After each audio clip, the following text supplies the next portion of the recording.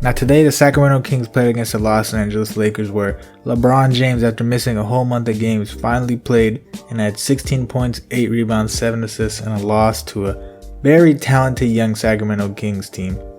Today I want to show how he used communication to kind of lift the Lakers' IQ and try and get more open shots to the shooters and for the big men. So this play right here really shows LeBron's IQ, and although the Lakers were not able to get a bucket out of it, it definitely shows what he puts into the game. So right here, he's trying to read what kind of defense they're playing. They're basically playing a zone.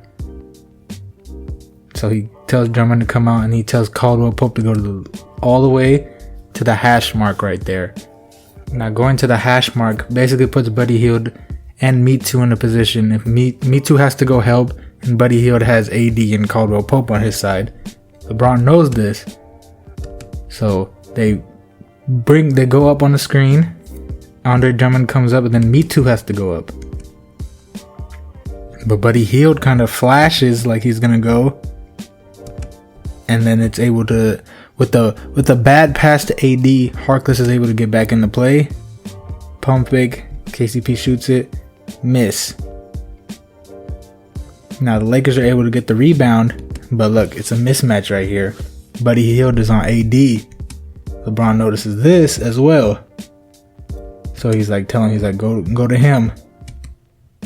He tells Schroeder to flare out, and Schroeder's even pointing like give it the post up on AD. But the Kings are bringing a double team. You can see Harkless is noticing the post up. LeBron's like sides. He notices that the way that they're playing the sides is Halliburton is gonna have to go against Drummond and Schroeder. Me Too's on LeBron. It's just completely jumbled up. Instead of bringing the whole double team, he kind of stays. Holmes stays. Buddy Hield is up on him, and Me Too is playing Schroeder's passing lane. Harkless is in that passing lane, but Me Too could also play LeBron's passing lane. And Holmes can also help on Drummond. So Kings are playing great defense right here. LeBron notices this and cuts through the zone, making it so that Me Too and Harkless both have to anticipate LeBron going through. So they brought the double, then there's a double right there. So there's Schroeder's open, and KCP, you can see Schroeder pointing. Drummond also has a mismatch right here, but they don't see that. So now, if you look at the defense, everybody's on the bottom. Schroeder and Caldwell Pope are open. Caldwell Pope pull up, miss. But it shows where LeBron's head is at, trying to get his teammates open for the open shots. Now here's a play right here that shows LeBron's ability to not only help with his IQ on offense, but on defense as well. So they dribble it out, and as you can see, Rashawn Holmes is going to come up and set a screen on Ben McLemore. Comes up. LeBron right there tells Markieff Morris, he says, I got help side, slide down. So Markieff Morris looks behind him, sees who's going to cut. You can see Mo Harkless is going to go baseline, and Marvin Bagley's right there. So he has to kind of play like a zone in between them. THT got to slide back too. So Markieff Morris slides down. THT slides down, and LeBron James, who's been known as a very good help side guy, always been an offside helper his whole career. As you can remember the Thiago splitter block, he was coming from the opposite side.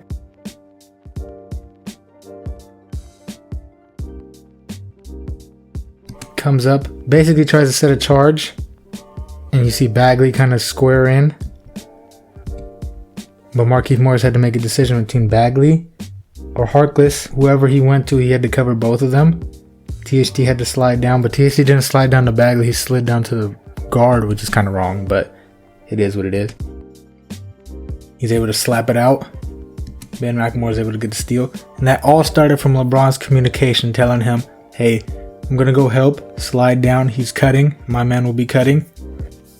And it was up to Markieff Morris to get the turnover, and he was able to get the turnover. So good job on Markieff Morris. Now here's a play right here that shows that LeBron knows what he's trying to get. He's trying to get a three, and he knows the best way to do that is go to Ben McLemore. So right here, you can see his lips. He says,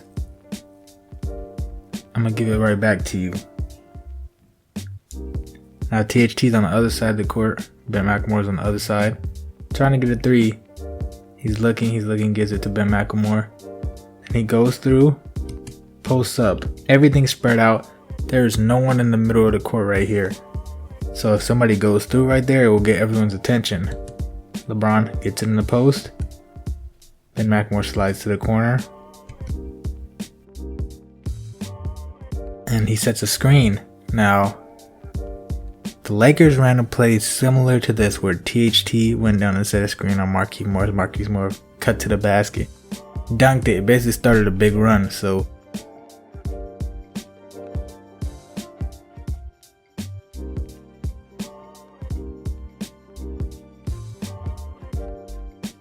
you could tell Buddy Hield is kind of positioning himself for this. And he stops it from happening. As you can see, it's getting everyone's attention. The cut through. Me Too's on McLemore right here. Or Medu. McLemore's able to get a 3. Great play call by LeBron. Knowing that Lakers ran a similar play, they had success, but he ran an offset to this play and he's able to get McLemore open. Now, although the Lakers ended up losing, you could tell LeBron James is kind of rusty. He's trying to get back into the feel of things, but using his communication, he got way more into the feel of the game and allowed AD, Andre Drummond, KCP, and Schroeder to kind of feel it out around him. And although a lot of players struggle, you can tell that as they keep playing games together, they will start gaining a lot more chemistry and confidence in one another. And I think the Lakers will be right back to where they were.